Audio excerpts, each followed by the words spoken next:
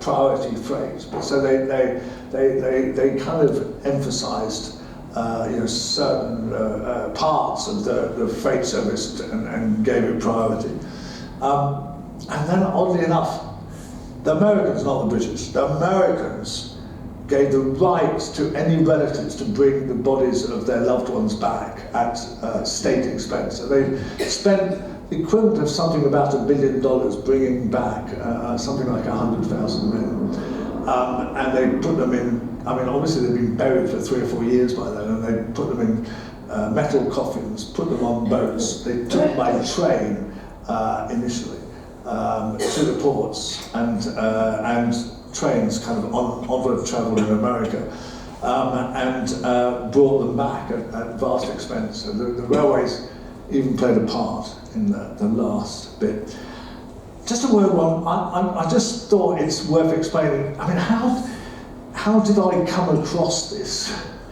And how did it become such a rich story? And the reason is, there's lots of things like this, mostly, unfortunately, American. But a lot of these battalions produced these largely, I thought what we call mimeographed or photostatic kind of reports of what they did, often written, sometimes very well written accounts, contemporaneous accounts of what they did every day. And I was very fortunate. I've called this a lucky book because I was very lucky to come across the book in the first place. And also, when I was started researching it a couple of years ago, I wrote an email to a woman who ran a website called Military Railway Histories of World War II. And I asked her some random question, I can't remember what it was. And she's called Nancy Cunningham. And she answered back and said, oh yeah, here's the answer. And what are you doing? And I said, oh, I'm writing this book about the railways after D-Day, researching it. She said, where have you been? I've been waiting 25 years for you to come. And she had collected material, this sort of stuff, which is not even in army museums. I mean, it's sort of, picked up from veterans or whatever who've kind of got these documents. And she ended up kind of, we used a website called Evernote, and we exchanged documents, and she probably produced about 5,000 pages of documents for me. And so I give her a very big thank you in my book. But so this is real primary sources, right? It's stuff that nobody else will have seen in a lot of cases, or very few people will have read or seen. So this is all new stories. It's all, I admit to being largely a retailed historian. Most of the books I write are based on other people's books. I just happen to write better than them. But that's my skill. It's not that I'm the greatest researcher in the world. But in this book, I'm really telling something that has come from that sort of source, which is really kind of recognised as primary sources. And I leave you with a mystery, right? Which is, why has no one heard of this story? Right? It took me to convince myself for quite a long time, thinking, is this really this important? Is it really, do they really play this vital role in doing this? Was it not just a bit of exaggeration, or some old railway duffers kind of, inventing stories about the importance of the railways and whatever? Absolutely not. All the official army documents, which I ploughed through, vast amounts of them. The Americans are very, very good at producing analysis of the war. The British less so, right? So there's amazing analysis of what they did and who did it and whatever, and who was good and where mistakes were made and so on, and all this stuff is full of quotes, which some of them is in the book, saying, without the railways we would not have been able to do this, or the railways played an absolutely vital part in that, and so on. So it's absolutely kind of a story that needs to be told, but hasn't, and that's something of a mystery to me. I just can't understand why it's been so ignored. So I leave you with the hope that some of you will buy the book, that you will follow me on Twitter and all the kind of usual stuff. But most important of all, spread the message about this book, because I do think it says something very important about a group of forgotten men. Unfortunately, I came to the story 10 or 15 years too late, because I went to Normandy 2 years ago to try to find some vets, and I found lots of vets from other units, guys in their late 90s, hundreds, but I didn't find anybody who'd served in any of the railway regiments. So, unfortunately, which is a great shame. But thank you very much for listening to it. I'm happy to answer a few questions, but I do have to charge off in about 15 minutes. But thank you very much.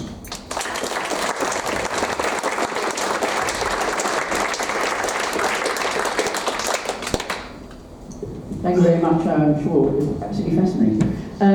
So, have you got any questions? Have you got any news? Oh, yes, we've got railway fanatics. Yes, you're first, and the second, you second.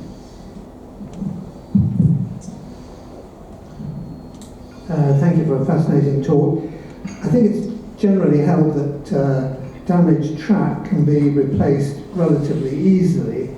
But before D-Day, the 2nd Tactical Air Force practically wiped out French locomotive power.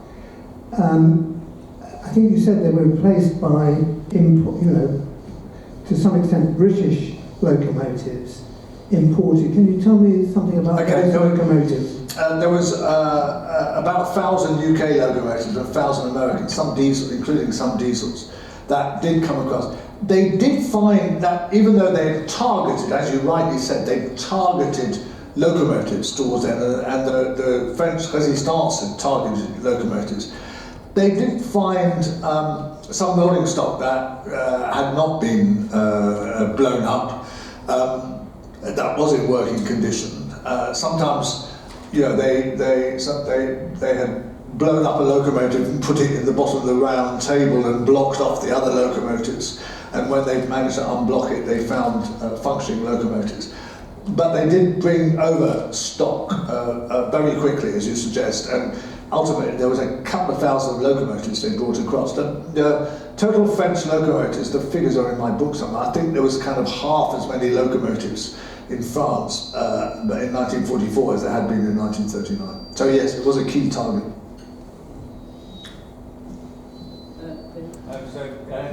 Wait for the mic, please, sorry. In the pictures, like you're showing single track railway, and you said obviously there's no communications. Now, presumably they have to go backwards and forwards along the line. How did they manage that? Well, the particular line that I talk about that was rebuilt in 3 days was largely single track, but they then added, they added to the capacity, they added 8 or 9, I can't remember, passing points to do that.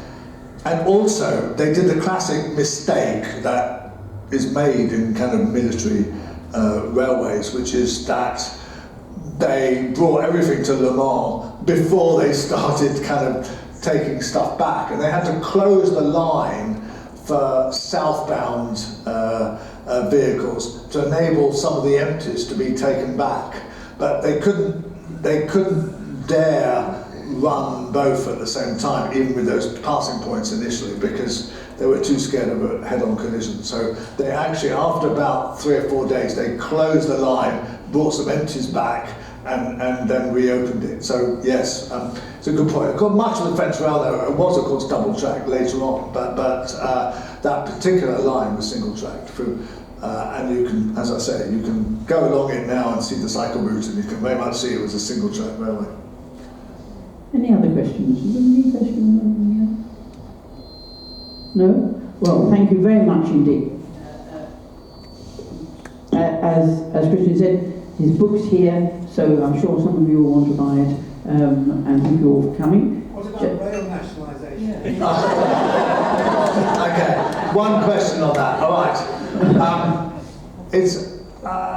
I'm about to go write a piece for the iU paper on this, and I see the importance about this is, look, they've had these plans to renationalise the railways, but it's not the recreation of British Rail, because they don't own the rolling stock.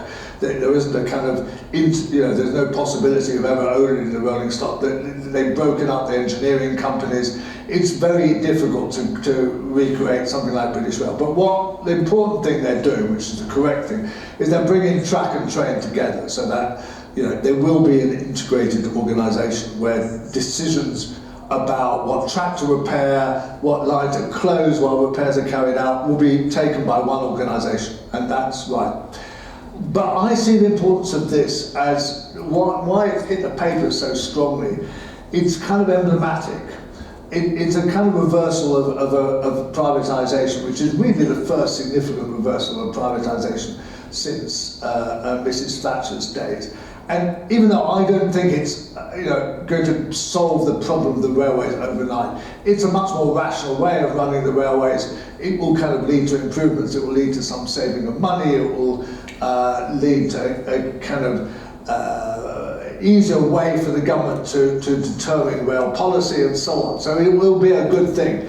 But I think the importance of it, and that's what I'm going to say in the iU paper, I think the importance of it is the symbolic aspect that we're accepting that the state can provide a good service and run certain services, and moreover that maybe the state is the right organisation to run a public service like the railways. So I think that's why I'm wholly supportive of the generality of it, even if the detail I have some criticisms.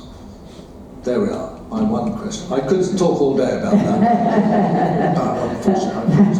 Thank you very much, and thank you all for coming.